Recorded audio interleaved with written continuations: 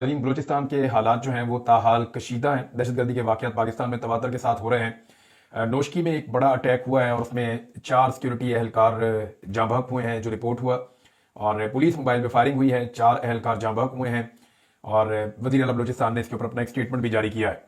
लेकिन जो पुरअमन मुजाहिरीन थे जो लापता अफराद के हवाले से मुजाहरा कर रहे थे क्वेटा में, और उनके धरने के ऊपर धावा बोला गया, और ऐसा 3 मरतबा हुआ। एक मरतबा ये लड़ाई इतनी बड़ी कि वहाँ पे गोली चली और गोली चलने के नतीजे में 3 लोग जाँ बहक हो गए।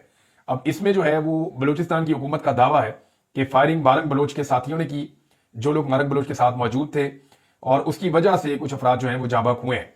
जबकि मुजाहिरीन का मौक़िफ़ बिल्कुल मुख्तलिफ है। वो ये कह रहे हैं कि जी लापता अफराद हैं, मसकशुदा लाशें, ये वाले मामलात हैं, इन पे हम एहतजाज कर रहे थे, पुलिस ने हमारे ऊपर दावा बोला हमारे मुतालबात सुनने की बजाय, और हमारे ऊपर शेलिंग की गई, डायरेक्ट फायरिंग की गई, जिसके नतीजे में 3 लोग शहीद हो गए और जो बाकी 13 लोग हैं वो जख्मी हुए हैं, उनमें कुछ शदीद जख्मी भी हैं।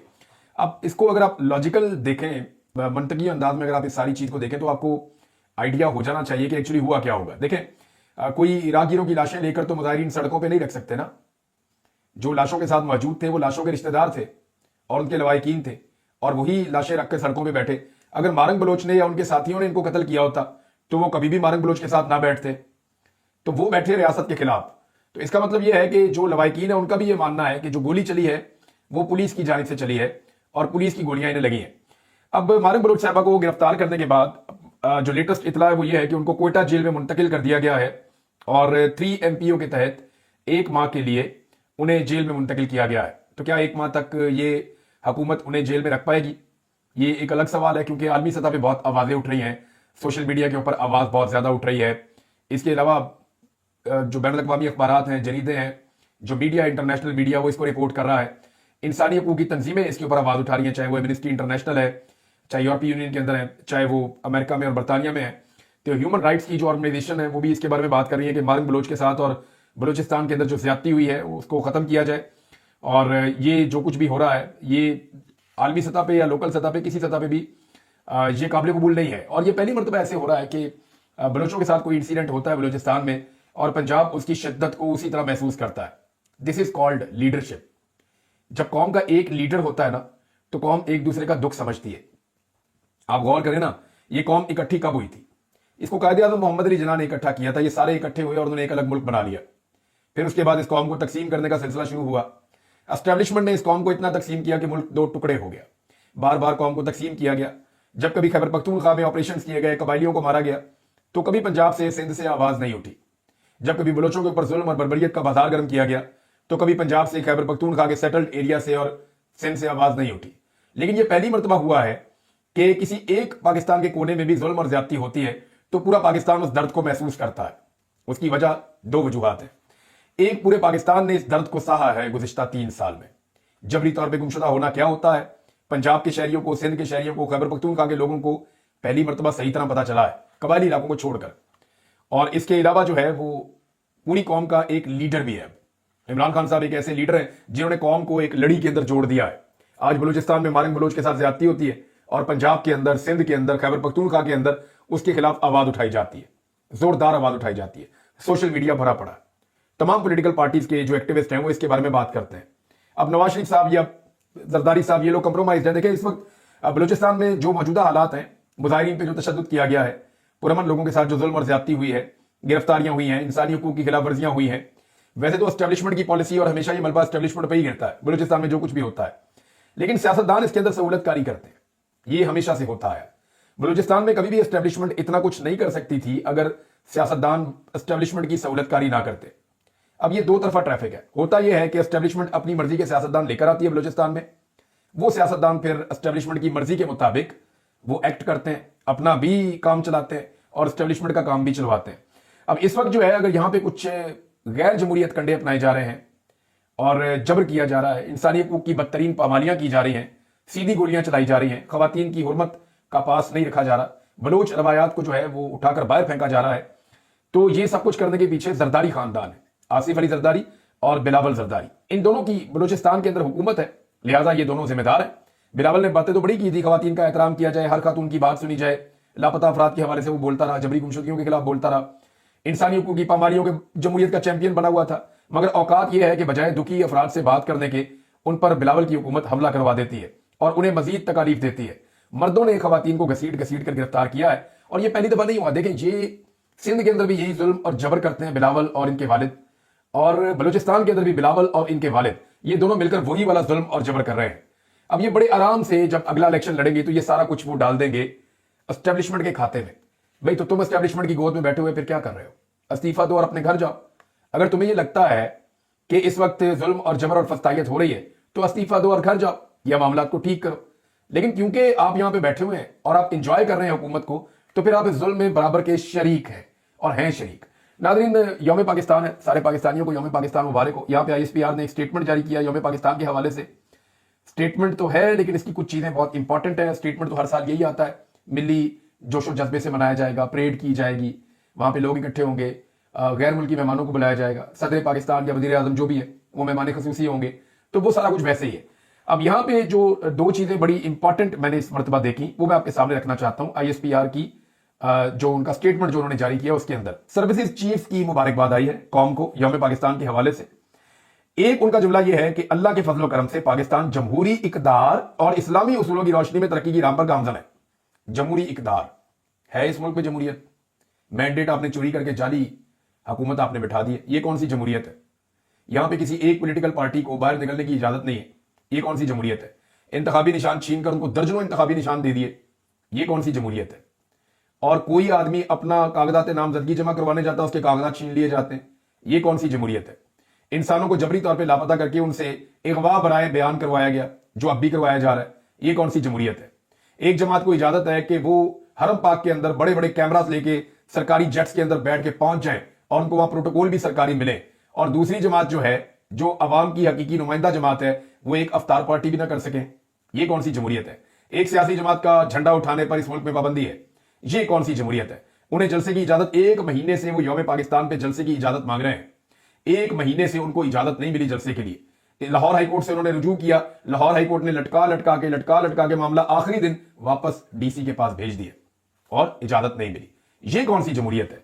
यानी ये जमहूरियत नहीं है, ये सिर्फ कहानी है जमहूरियत की, जमहूरियत नहीं है। और जिन इस्लामी उसूलों की बात की जा रही है, इद्दत वाला घटिया केस आपने बनवा दिया, ये कौन से इस्लामी उसूल थे जिनके मुताबिक बनाया गया? इंसानों को जबरी तौर पर लापता करना, क्या इस्लाम आपको इसकी इजाजत देता है? आज खवातीन को घसीटा गया सड़कों पर, मर्जों ने घसीट के गिरफ्तार किया उन्हें, क्या इस्लाम इसकी इजाजत देता है? अभी मगरिब के बाद, कल रात को मगरिब के बाद दोबारा क्रैकडाउन किया गया बलूचिस्तान के अंदर, जो बहन भाई बैठे एहतजाज कर रहे थे, और इतनी शदीद वहां पे शेलिंग हुई है, मारामारी हुई है कि उन्होंने, और कुछ वो बता रहे थे, कुछ लोग ऐसे हैं जो इमलाक को नुकसान पहुंचा रहे थे, तो फौरी तौर पे जो वहां पे बलोच एहतजाज करने वाले मुजाहिरीन थे, उन सब ने कहा जी हम अभी अपना एहतजाज खत्म कर रहे हैं, हम कल दोबारा आकर धरना दे देंगे, आज के दिन के लिए हम खत्म कर रहे हैं क्योंकि यहाँ ये बहुत नुकसान कर रहे हैं। तो ये कौन सी इस्लामी रवायात हैं या इस्लामी उसूल हैं और जमहूरियत है? यानी आप कुरान पाक की तलावत करें तो वो सिर्फ पाकिस्तान तहरीक इंसाफ को फिक्स करने के लिए करें, कोई भी चीज करें तो तहरीक इंसाफ को फिक्स करने के लिए करें, ये कौन सी इस्लामी असूल और जमहूरियत है? मुझे समझ नहीं आती।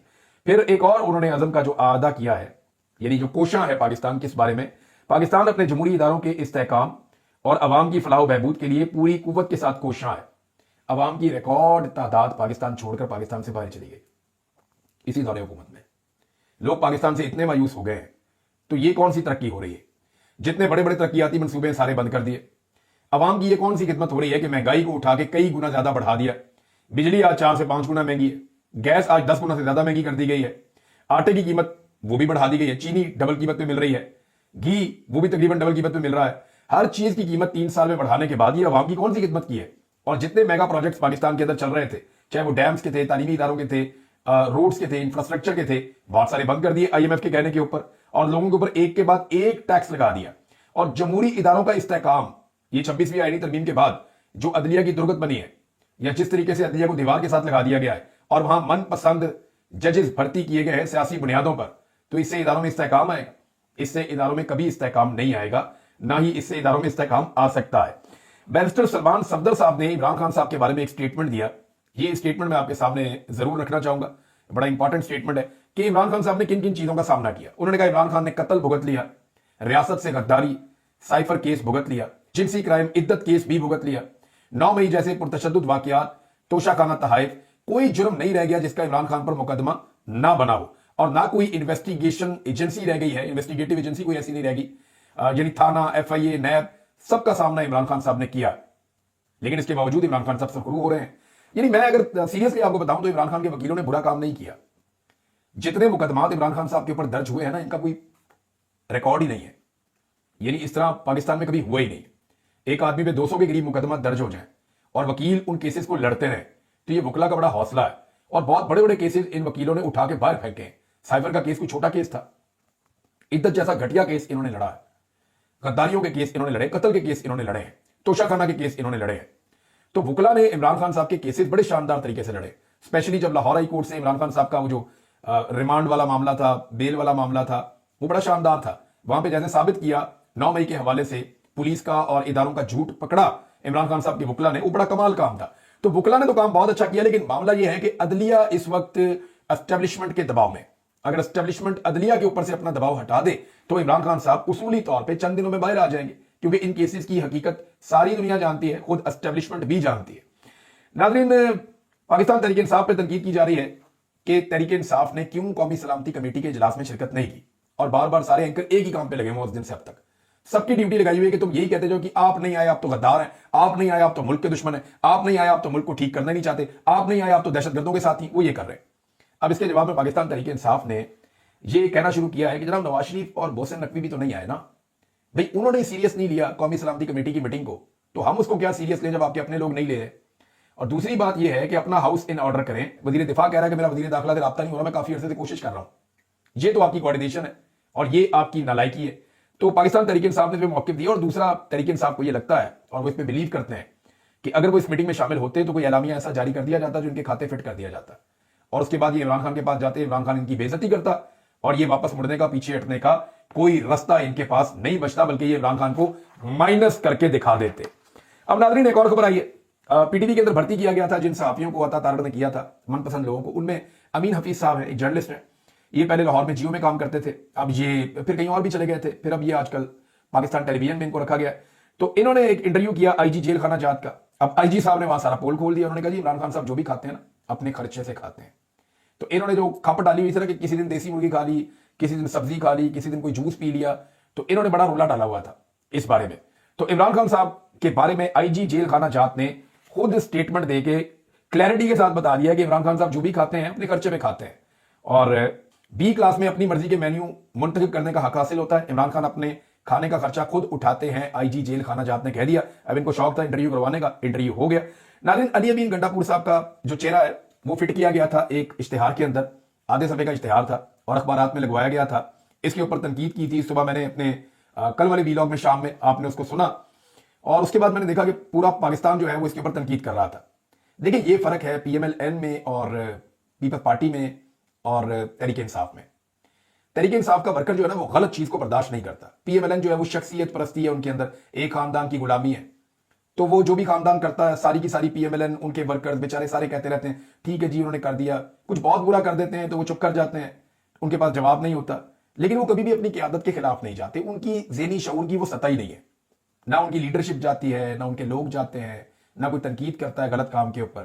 60 صفوں کا اشتہار چھاپ دیا, عوام بھوکی مر رہی ہے, لیکن کسی نے کوئی تنقید نہیں کی. باہر سے تنقید ہو رہی تھی, پی ایم ایل این کے اندر سے جسٹیفیکیشنز دی گئی اس کی. پیپلز پارٹی کچھ بھی ایسا کرے تو پیپلز پارٹی کے لوگوں کو شاباش کہتے ہیں. حالانکہ ایک دور تھا بے نظیر بھٹو صاحبہ کا, ایسا دور تھا جب پیپلز پارٹی کا ورکر بڑا تگڑا تھا, وہ لیڈرشپ پہ سامنے کھڑا ہو کے سوال کرتا تھا کہ یہ آپ نے غلط کیا, آپ عوام کا پیسہ ضائع کر رہے ہیں, یا یہ پروجیکٹ کے اندر یہ بندہ کرپشن کر رہا ہے. وہ پن پوائنٹ کرتے تھے, وہ سامنے کھڑے ہو جاتے تھے. وہاں جمہوریت تھی اس پارٹی کے اندر, اب وہ بھی نہیں ہے. اب پاکستان تحریک انصاف جو ہے اس کے اندر شعور ہے. علی امین گنڈا پور صاحب کا جو ہے وہ چہرہ فٹ کیا گیا اخبار کے اندر, اور پھر وہ تباہی پھیری پاکستان تحریک انصاف کے ورکرز نے اور سوشل میڈیا نے, عام پاکستانیوں نے, کہ درگت بنا کے رکھ دی وزیر اعلیٰ خیبر پختونخوا کی. اور اس کے بعد وزیر اعلیٰ خیبر پختونخوا نے فوری طور پہ اس کے اوپر ایکشن لیا اور سیکٹری انفارمیشن اس کو عہدے سے ہٹا دیا, اور یہ دعویٰ کیا ہے کہ جناب ہماری اطلاع اس کے بارے میں نہیں تھی, ہمیں تو پتہ ہی نہیں تھا, اور یہ تو انہوں نے خود ہی کر دیا تھا. یعنی اشتہار پر شدید تنقید کے بعد علی امین گنڈا پور ان ایکشن سیکٹری انفارمیشن کو عہدے سے ہٹا دیا. پالیسی کے مطابق سرکاری فنڈ سے اشتہارات میں کسی سیاسی شخصیت کی تصویر لگانے کی اجازت نہیں ہے. سرکاری اشتہارات صرف عوامی مفاد میں اور آگاہی کے لیے مختص ہیں. یہ فیصل امین گنڈا پور جو علی امین گنڈا پور کے بھائی ہیں انہوں نے یہ بات کی ہے. لیکن مجھے حیرت یہ ہو رہی ہے کہ ایک سیکٹری کی اتنی جرت کیسے ہو گئی کہ وہ وزیر اعلیٰ کی پگڑی والی تصویر اٹھا کے اخباروں میں چھاپ رہا ہے اور پوچھ بھی نہیں رہا. اب دو میں سے ایک چیز ہے, یا تو انہوں نے رل مل کے اشتہار لگایا اور اب مکر گئے ہیں, اور دوسری چیز یا پھر یہ ہو سکتی ہے کہ یہ جو سیکٹری تھا یہ اسٹیبلشمنٹ کے ہاتھوں میں یا علی امین گنڈاپور کی مخالف سیاسی جماعتوں کے ہاتھوں میں کھیل رہا تھا اور اس کو یہ کہا گیا تھا کہ تو ایسا اشتہار چھاپ دے تو ایسے ہو جائے گا. مے بی یہ بھی ہو سکتا ہے, لیکن ایسا مجھے ممکن نہیں لگتا کہ اس نے باروں بار اشتہار چھاپ دیا اور اس نے پوچھا بھی نہیں. یہ چیزیں اپروول کے لیے جاتی ہیں. ایٹ لیسٹ جو وزارت اطلاعات ہے ان کو ان چیزوں کا پتہ ہوتا ہے, پہلے سے پتہ ہوتا ہے, کیونکہ وہی بعد میں پیسہ جاری کرتے ہیں, وہی اشتہارات جاری کرتے ہیں. تو یہ اشتہارات بغیر اپروول کے لگتے نہیں ہوتے, ان کو باقاعدہ ڈیزائن کیا جاتا ہے. بہرحال یہ بڑی فتح ہے جی سوشل میڈیا کی. پاکستان تحریک انصاف کیونکہ اپنے نظریے کے اوپر کمپرومائز نہیں کرتی, تو یہاں سے یہ پتہ چلتا ہے کہ یہ تحریک انصاف شخصیت پرستی نہیں کر رہی. یہ عمران خان کو پسند ضرور کرتے ہیں لیکن اصولوں کی وجہ سے کرتے ہیں. جس دن عمران خان صاحب اپنے اصول توڑیں گے شاید یہ عمران خان کو پھر پسند نہیں کریں گے. جیسا کہ علی امین گنڈاپور کو یہ سپورٹ کرتے ہیں, لیکن جیسے ہی انہوں نے گنڈاپور کی شکل اخبار کے اندر لگی ہوئی دیکھی اور عوام کے پیسوں سے لگی ہوئی دیکھی, ان سب نے اٹیک کر دیا علی امین گنڈاپور کے اوپر اور ان کو فوری طور پہ ایکشن لینا پڑ گیا. ہو سکتا ہے اگر یہ اٹیک نہ ہوتا تو وہ ایکشن نہ لیتے اور ایسی گندی عادتیں پڑ جاتی ہیں آہستہ آہستہ. لیکن یہ بڑی اچھی بات ہے, خیبر پختونخوا کی حکومت کو اپریشیٹ کم سے کم کرنا چاہیے کہ انہوں نے ایک ایکشن لیا اور ایک غلط چیز جب پوائنٹ آؤٹ ہوئی تو انہوں نے کہا جی اس کو اٹھاؤ اور باہر نکالو.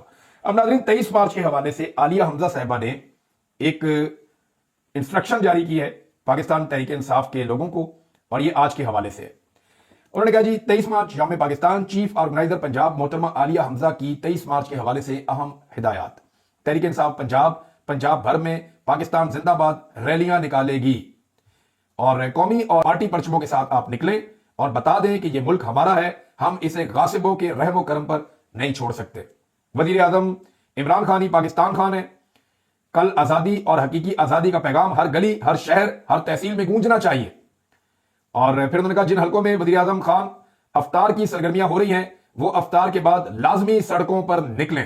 یہ عالیہ حمزہ صاحبہ کا سٹیٹمنٹ ہے اور یہ احکامات ہیں ان کے پنجاب کی پارٹی کے لیے. اس میں آپ کو ایک چیز اور بتا دیتا ہوں کہ جیسی رات 12 بجے تو بہت سارے علاقوں میں لوگ نکلے پاکستان تحریک انصاف کے جھنڈے اور عمران خان صاحب کی تصویریں لے کر. اسپیشلی لاہور میں ایک بہت بڑا جلوس ہوا ہے. ناظرین ایک خبر اور, بلوچستان سے ایک ڈیرہ بگٹی سے لگ بھگ 1 درجن کے قریب افراد لاپتہ ہوئے ہیں اور یہ کلیم کیا جا رہا ہے کچھ بلوچستان میں موجود ہمارے دوستوں کی جانب سے. وہ یہ کہہ رہے ہیں کہ ان میں سے 6 کے قریب لوگ ایسے ہیں جن کی شناخت ہو گئی ہے اور باقی کا ابھی تک پتہ نہیں چل رہا. ڈیرہ بگٹی کے اوپر بڑی زبردست کارروائی کی گئی ہے اور وہاں پہ نوجوانوں کو لاپتہ کیا گیا ہے. ایک آخری خبر میں آپ کو بتاتا چلوں جاتے جاتے, تنخواہ دار طبقے کے حوالے سے حکومت نے یہ کہا ہے کہ فوری طور پہ ہم تنخواہ دار طبقے کو کوئی ریلیف نہیں دے سکتے. بالکل صاف انہوں نے انکار کر دیا ہے کہ تنخواہ دار طبقے کو ریلیف نہیں دے سکتے. ہاں یہ ضرور کر سکتے ہیں کہ اپنی تنخواہیں بڑھا لیں, کابینہ کی تنخواہیں بڑھا لیں. پنجاب میں سارے ایم پی ایس کی, کابینہ کی جو سپیکرز ہیں, ڈپٹی سپیکر ہیں, ان سب کی تنخواہیں بڑھا دی گئی. اسی طرح وفاق نے بھی یہ کیا, سینٹ میں بھی یہ, ہر طرف یہ اپنی تنخواہیں بڑھا لیتے ہیں خود ہی. کیبنٹ نے اپنی تنخواہیں بڑھا لی ہیں جناب, 188% بڑھا لی ہیں, یا 10% 15% اگر سرکاری ملازموں کی بڑھا دیں گے تو یہ تو اونٹ کے منہ میں زیرے کے برابر ہے. اس مرتبہ تو 50% تنخواہیں بڑھانی چاہیے. جو حالت کر دی ہے انہوں نے عام آدمی کی مہنگائی کے ذریعے سے. حکومت کا سٹیٹمنٹ سناتا ہوں, اس کے بعد ویلاگ ختم کرتا ہوں. حکومت کیا کہہ رہی ہے, ہاتھ جاڑ کے یہ تو اٹھ جاتے ہیں, اپنی جیبیں بھرنے کا ان کو شوق ہے, عام آدمی کا ان کو کوئی احساس نہیں ہے. جو سرکاری ملازم ہے وہ کیا کرے گا, رشوت دینا شروع کر دے, بےایمانی کرنا شروع کر دے. بھئی جو آدمی ایمانداری سے اپنی زندگی گزارنا چاہتا ہے اس کو وہ وسائل بھی تو دیں کہ وہ ایمانداری کے ساتھ اپنی زندگی گزار لے, اس کو اتنی تنخواہ تو دیں کہ وہ ایمانداری کے ساتھ اپنی زندگی گزار لے. ایک طرف آپ کرپشن ختم کرنا چاہتے ہیں, دوسری طرف آپ مہنگائی بڑھاتے جا رہے ہیں, تنخواہیں بڑھا نہیں رہے. سٹیٹمنٹ سنیں, حکومت نے تنخواہ دار طبقے کو فوری ریلیف دینے سے معذرت کر لی. تنخواہ دار طبقے پر ٹیکس کا کافی بوجھ ہے مگر ملک کی معیشت کے حالات ایسے ہیں کہ فوری طور پر ملازمین کو ریلیف دیا جانا ممکن نہیں. اب یہ مان رہے ہیں کہ معیشت خراب ہے, یعنی ان کے اخباروں میں بیانات میں کہتے ہیں ہم نے معیشت سنبھال لی, لیکن جب عام آدمی کی بات آتی ہے, تنخواہ دار طبقے کی بات آتی ہے تو پھر یہ کہتے ہیں نہیں حالات ٹھیک نہیں, ہم نہیں کر سکتے. اب تک اتنے, اپنا خیال رکھیے گا اپنے چینل کا بھی. اللہ حافظ.